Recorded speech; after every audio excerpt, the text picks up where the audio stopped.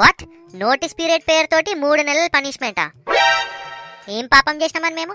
మళ్ళా ఉండలేని పని అంతా ఈ 3 నెలలనే ఇస్తారు మీరు? అయినా అదేంది రిప్లేస్మెంట్కి 3 నెలలా? సార్ మీ హెచ్ఆర్కి పని చెప్పండి, కొంచెం వేరే వాళ్ళని తొందరగా హైర్ చేసుకోమనండి. ఓకే, ఆ రంగోలీ కాంపిటీషన్లు, ఫ్లోర్ మీద ర్యాంప్ వాకులు, బుగ్గలు ఇప్పుడు కాదు. మీ హెచ్ఆర్కి కూడా శాలరీ కట్ చేయరు సార్, లేకపోతే ఫైర్ చేసేరు. ఇంకా చాలా మంది ఉన్నారు ఆడ మెరిట్ స్టూడెంట్స్ జాబ్ల కోసం.